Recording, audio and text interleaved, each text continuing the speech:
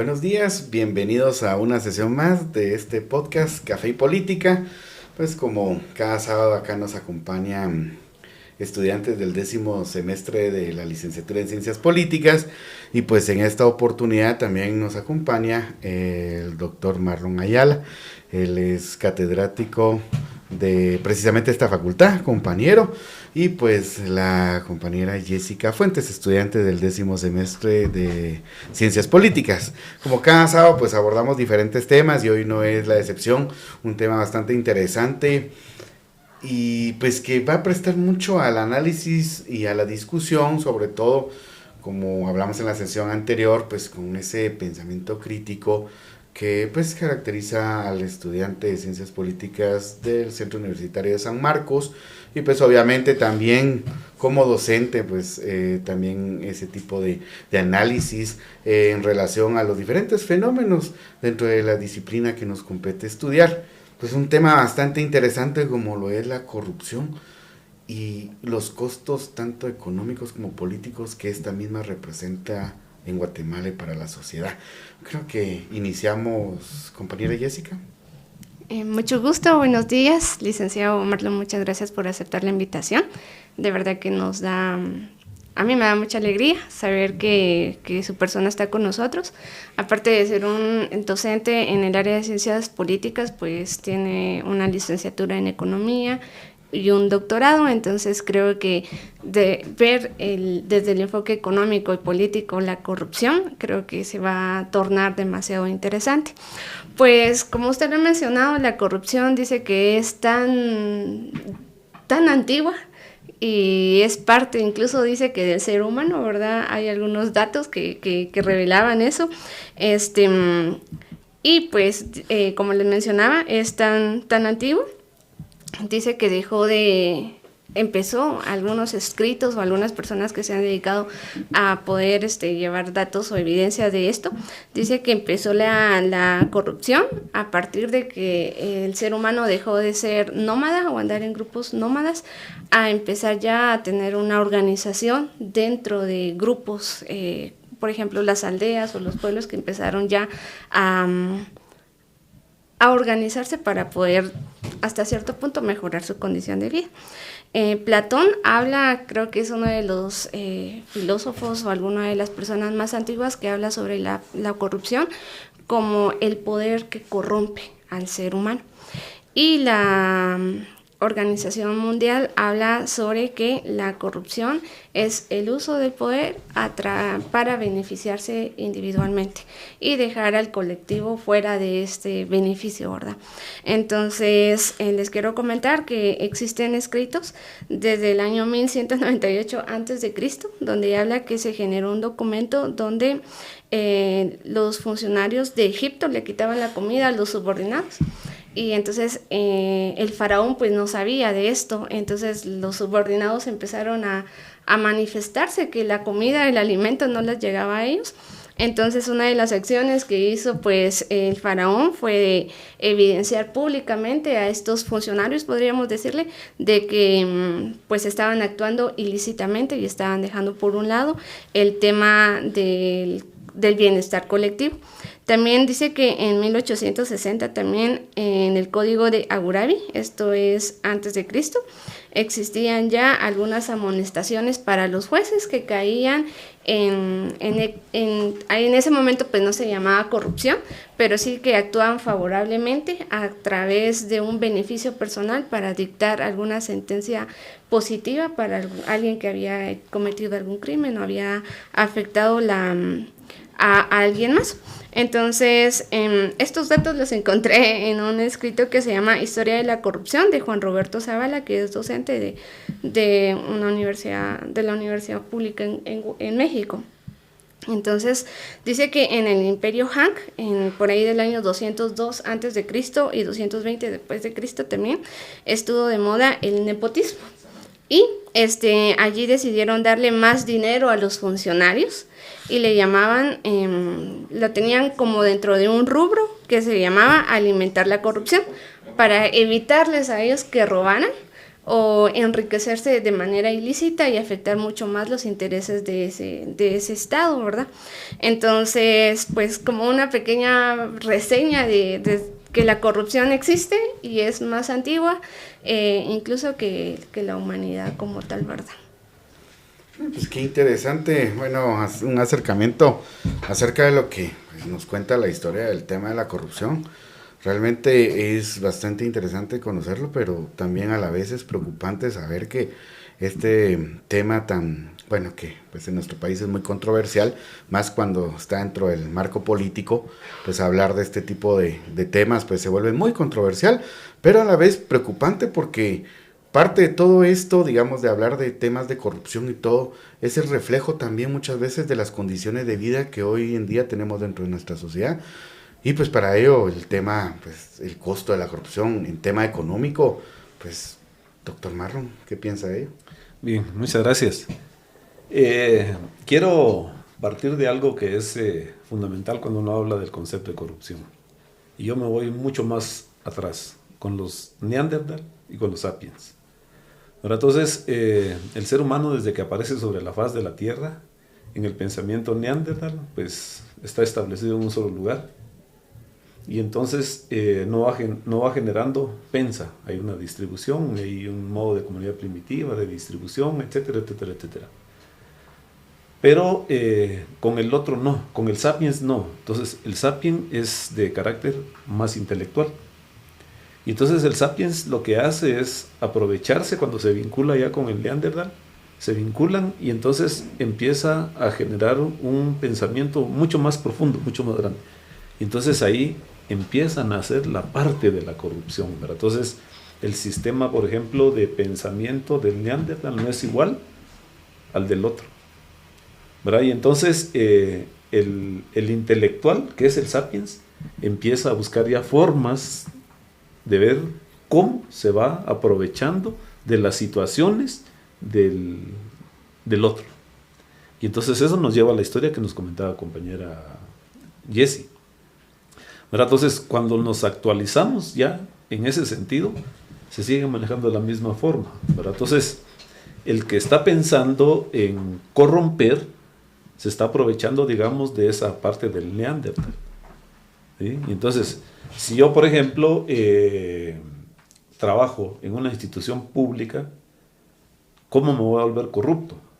Porque tiene que llegar el Sapiens, y entonces el Sapiens, con ese pensamiento que ya tiene, va y me involucra en esa parte de la corrupción.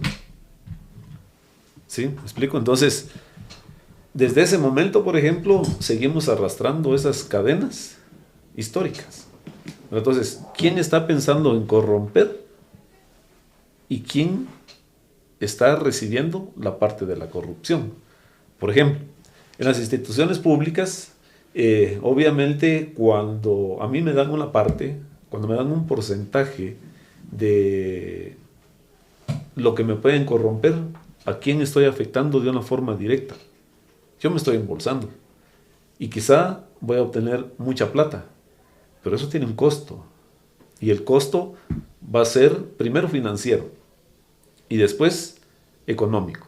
Bueno, entonces, ¿qué quiero diferenciar primero? El costo financiero, por ejemplo, es cuando estamos hablando definitivamente o básicamente de lo que es la parte monetaria. Entonces, 100 millones de quetzales es el costo financiero, digamos, de la corrupción.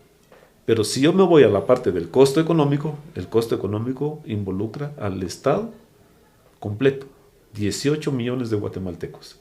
De esos 18 millones de guatemaltecos, ¿cuántos se ven afectos de una forma directa? Entonces, esa para mí, esa es, digamos, la diferencia, la definición entre lo que es un costo financiero y lo que es el costo económico, partiendo de ahí.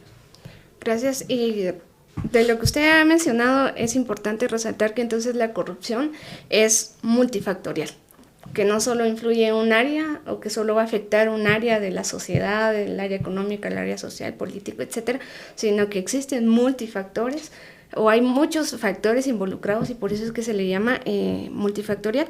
Quiero comentarles que desde las ciencias sociales la corrupción se estudia desde la forma normativa, desde las características y la magnitud que ésta incluye y desde el fenómeno social.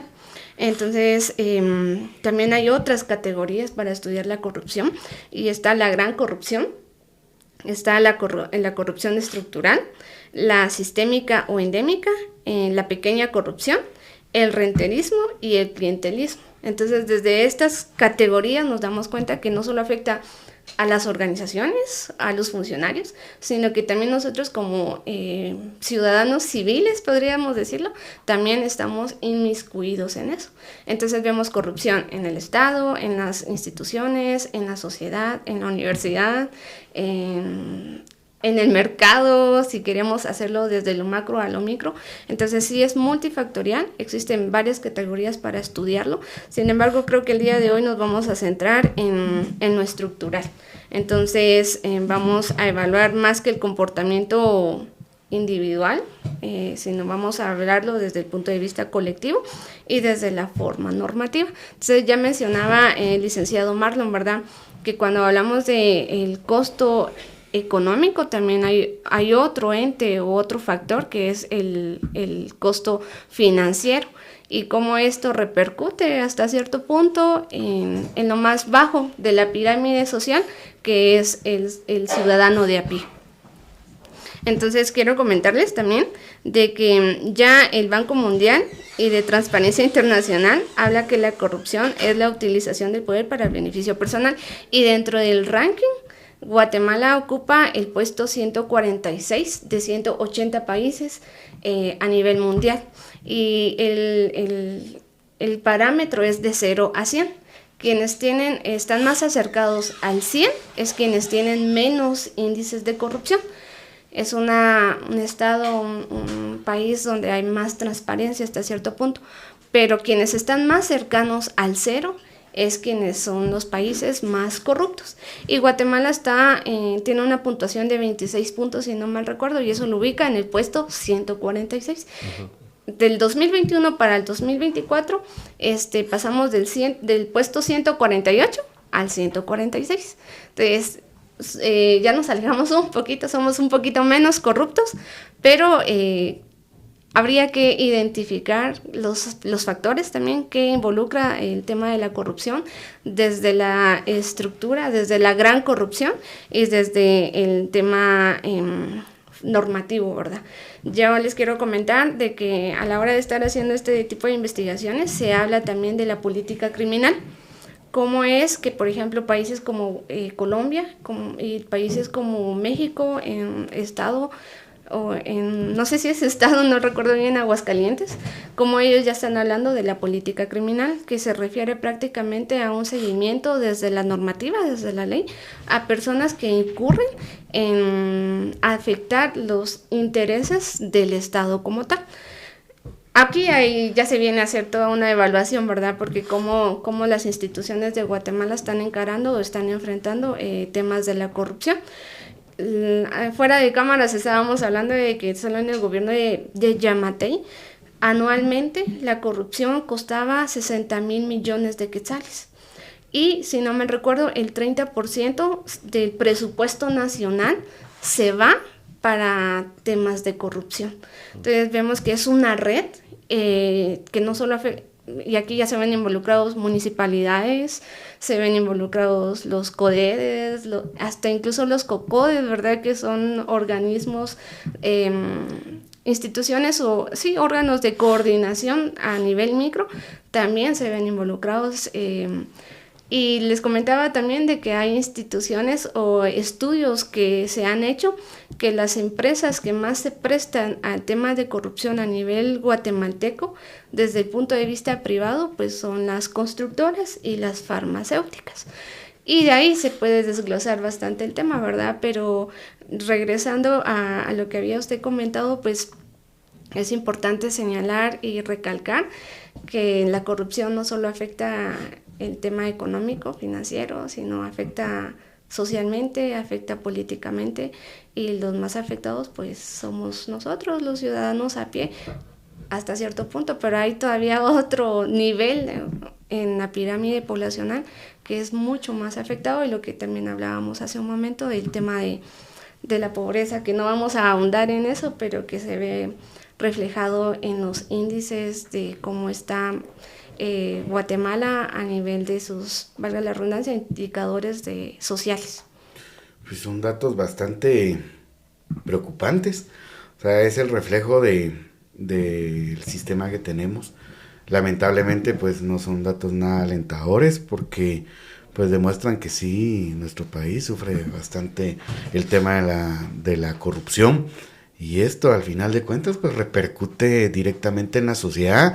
Y bueno, nosotros muchas veces decimos, bueno, ¿por qué estamos como estamos? ¿Por qué no superamos y todo? Pero al momento de tener o contar con esta información, que es bastante interesante y que todos los guatemaltecos deberíamos de preocuparnos por obtener este tipo de información y ver realmente dónde es donde inician este tipo de problemas, creo que seríamos una sociedad más consciente si nos involucráramos más en todos estos problemas sociales que al final de cuentas nos afectan a todos. Pero bueno, son datos, como lo digo, son datos bastante preocupantes. Sin embargo, pues para que exista la corrupción, doctor Marlon, tiene que la persona tener esa voluntad de corromper.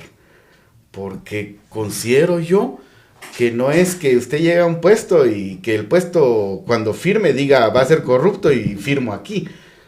Tiene que usted tener, digamos, esa voluntad de corromper, aún sabiendo que eso es malo. Lamentablemente es el sistema que tenemos. Bueno, yo quiero comentar algo, y siempre he dicho esto. En las instituciones del Estado, para que exista corrupción, tiene que haber empresa privada. Si no existe empresa privada, no existe corrupción. ¿Por qué razón? Cuando uno trabaja, por ejemplo, en el sector público, y cuando a usted, por ejemplo, le dan un cargo importante, la corrupción, si la vemos desde el punto de vista del presupuesto del Estado, se puede manejar a través de dos formas. Lo que es la inversión y lo que son los gastos. Por inversión entendemos lo que compañera Jessie decía. Bueno, ¿cuánto realmente del presupuesto se destina para infraestructura? Que es lo que más genera, digamos, corrupción. Un 30-40% del presupuesto del Estado se va exactamente, digamos, a corrupción. Bueno, entonces, decía la compañera, las municipalidades, claro, las municipalidades, digamos, como ente, tienen partidas presupuestarias para invertir. Pero ahí, obviamente, para que pueda generarse ese proceso de inversión, pues obviamente va a llegar la parte de la corrupción. Entonces, si yo digamos, tengo una constructora, yo voy y me acerco a la persona que está manejando los recursos financieros de la municipalidad. Mire, yo le voy a dar un 30% por X o Y proyecto. Pero ¿quién llegó a corromper? La parte privada. La parte privada llegó, tocó, y yo cedí a eso. Aunque a veces dentro de las instituciones públicas también existe ya un grupo de personas que toda la vida ha manejado la parte financiera y es la que tiene el teje y maneje de todo. Pero entonces, independientemente de quién llegue, pues esa estructura ya está ahí, entonces ya esa estructura se presta exactamente, digamos, para la parte de la corrupción. Pero entonces yo por eso divido la corrupción en esas dos partes. La parte pública y la parte privada. Bueno, entonces, en la inversión está toda la parte de lo que es la infraestructura, y en los gastos, por ejemplo, cada una de las instituciones públicas tiene un presupuesto, pero dentro de ese presupuesto también tiene, aparte de los gastos administrativos, también tiene para gastos de la infraestructura de la institución, ¿verdad? Entonces, por ejemplo, yo trabajo en el Ministerio de Educación. Entonces en el Ministerio de Educación llegan y me dicen, mire, hay que producir tantos libros, le doy tanto porcentaje si usted me deja a mí, digamos, la producción de los libros. Entonces yo estoy haciendo gasto, y entonces ese gasto es parte de esa corrupción. Entonces estoy malversando los fondos de la institución para prestarme a la corrupción. Y eso al final de cuentas, pues como ya habíamos mencionado anteriormente, va a tener un efecto. Y el efecto, pues obviamente, pues va a ser económico y político para la sociedad.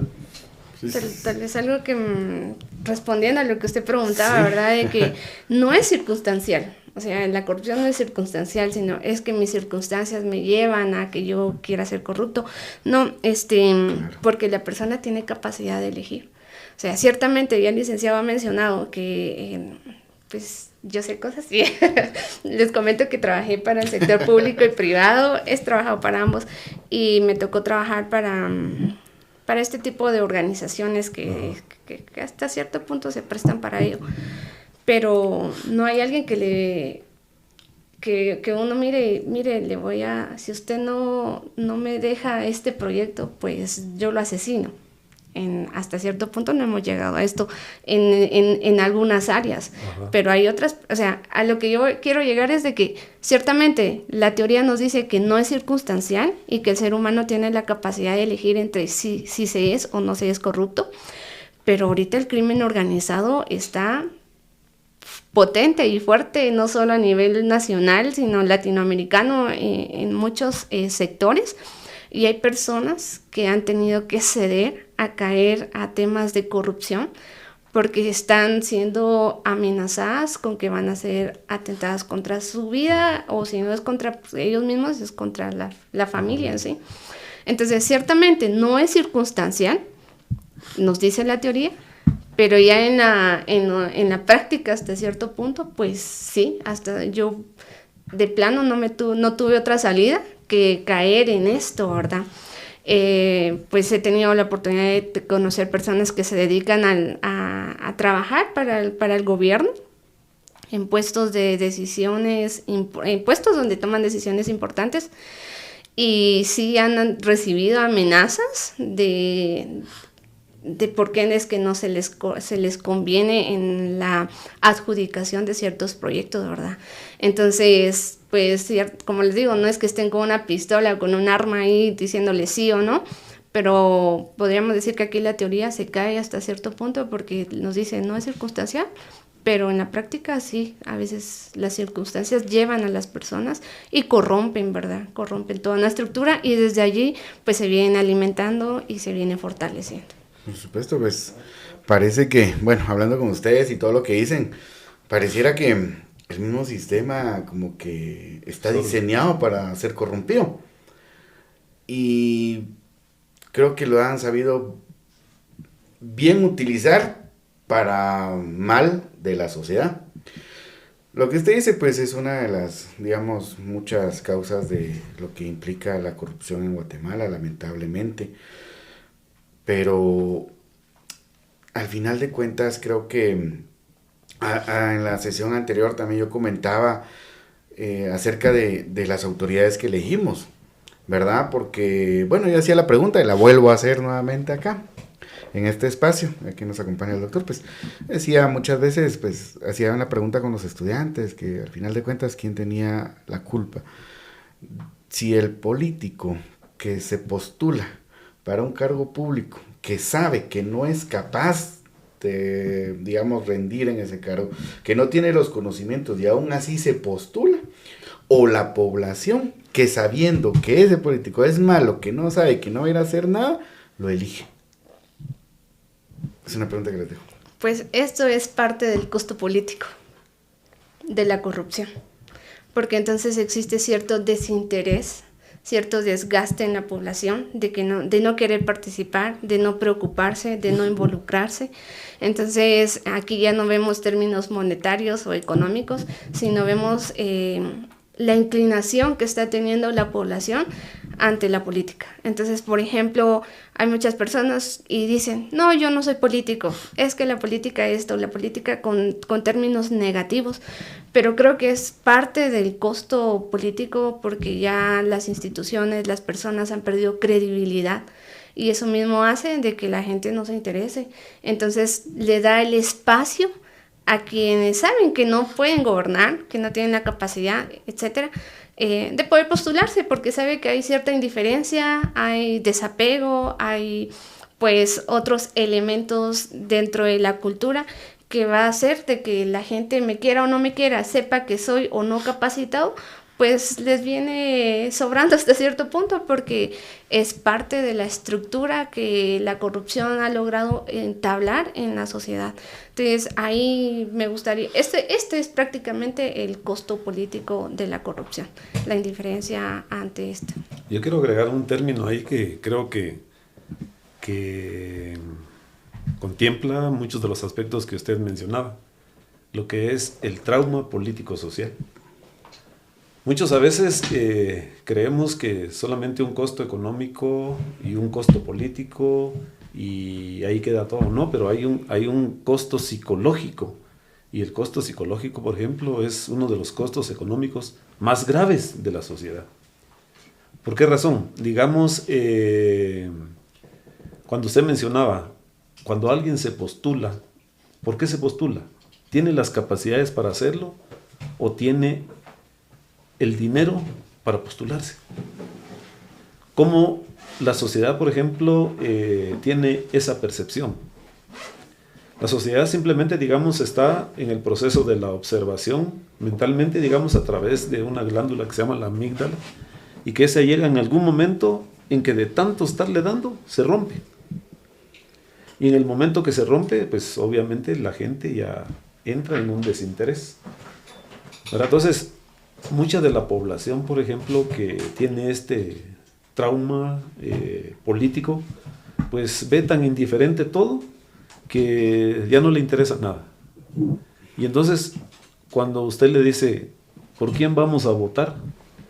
Ya no ven, por ejemplo, lo de las láminas, ya no ven, por ejemplo, lo de los 200 quetzales, etcétera, etcétera, sino que ya se van como un rebaño. Porque, digamos, la parte financiera les va a servir, las láminas les va a servir, pero como ya se ha roto, digamos, esa parte de la amígdala, pues obviamente la gente pierde el desinterés. Entonces a mí ya me da lo mismo ir a votar por X o por Y candidato. No estoy viendo, por ejemplo, qué percepción vaya a tener para la sociedad. O como la parte individual no se ve, sino ya solamente se actúa como parte de un rebaño.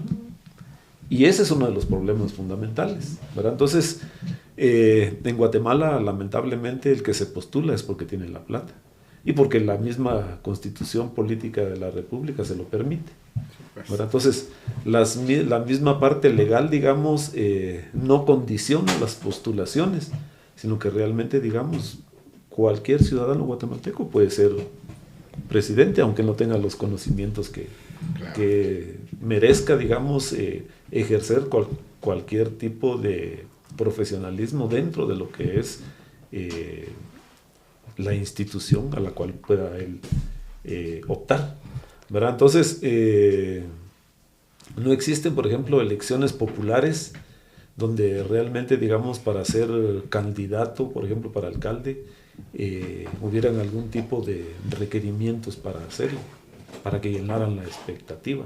Pero obviamente eso, como tiene una cadena histórica, sabemos nosotros que la mayor parte de nuestra población, un 40% de la población es analfabeta. Y entonces, ¿qué podemos esperar en ese sentido? Si la parte primordial, digamos, de desarrollo de un país es la educación, la salud, la alimentación.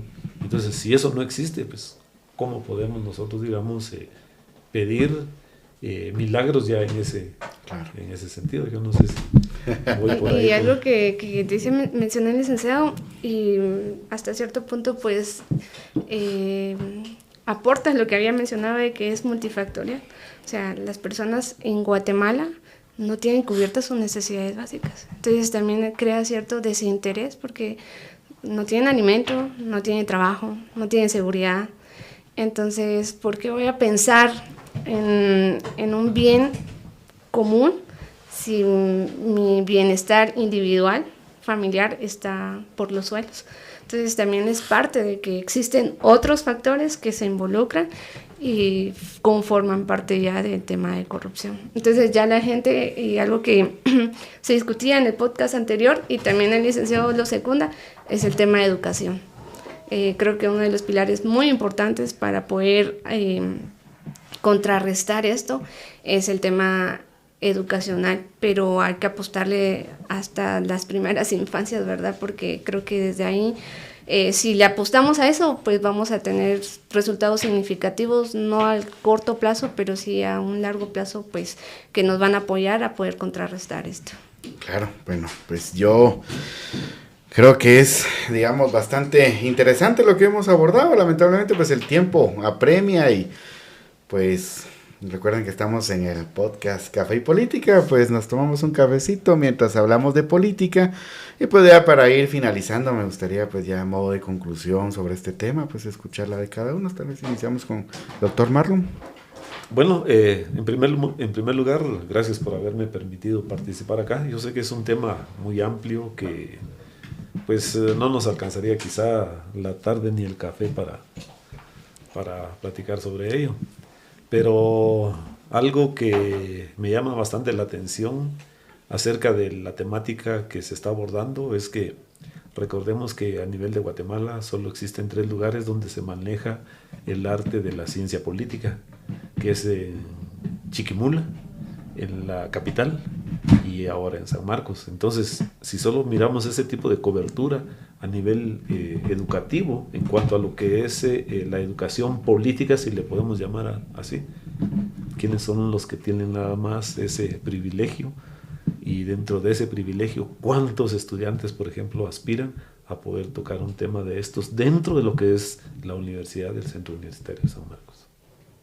Mi reto es entonces ahondar más en la carrera de ciencia política. Gracias, doctor. Muchas gracias. Jessica. La verdad que el tiempo se nos hace demasiado corto y me hubiera gustado poder profundizar un poco más en como qué estrategias utilizar para poder contrarrestar este mal que afecta y poderosamente a la población guatemalteca. Sin embargo, pues no me quiero ir solo mencionando algunos como enemigos de la corrupción, ¿verdad? Que en este caso sería el tema de la rendición de cuentas. Como población civil estamos llamados también y debemos involucrarnos a solicitar que nuestras autoridades nos rinden cuentas. El tema de la libertad de expresión y de prensa, esenciales para la denuncia, que hemos visto casos donde han tenido que irse del país algunos periodistas porque han sido perseguidos por este sistema de corrupción.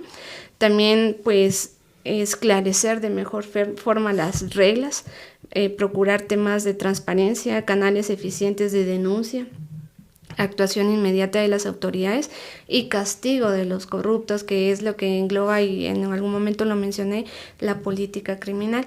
Ver de qué manera se le puede castigar y que ese castigo haga que las demás personas no quieran caer en ese tipo de cosas, porque hay castigos fuertes. Sin embargo, pues la justicia también aquí en Guatemala como no es uno de los pilares más fuertes que tengamos como para poder dar persecución a este tipo de personas y de actos delictivos. Y también enfocarnos mucho en el tema de las instituciones. Algo que mencionaba el licenciado Marlon, de que se necesita institución privada para que haya corrupción, pero también se necesita fortalecer a las instituciones públicas. En algún momento discutimos sobre el tema de la administración pública en sus clases y cómo es por qué las instituciones nacionales no son eficientes ni eficaces y por qué la institución privada sí. O sea, ¿qué hace de que exista un deterioro en este tipo de instituciones? Entonces, pues algunas ideas ahí como para poderlas discutir en otro momento, pero muchísimas gracias por el espacio, licenciado, gracias también por aceptar esta invitación. Y creo que la invitación está abierta para que quienes nos escuchen o quienes nos vayan a ver también se animen a tocar este tipo de temas que son muy importantes y nos lleva a la concientización, saber que yo también puedo ser parte de manera positiva o de manera negativa, ¿verdad? Ya sea inmiscuyéndome para favorecer este tipo de sistema corrupto o para poder atacar y tratar de crear propuestas en beneficio no solo del tema individual, que es lo que habla la corrupción, ver mis intereses personales, sino verlos desde el bienestar común. Bueno, a mí no me queda más que agradecerle a cada uno de ustedes y por supuesto pues decirles que crítica y analítica. Ciencias políticas. Ciencias políticas. Muchísimas gracias. Gracias.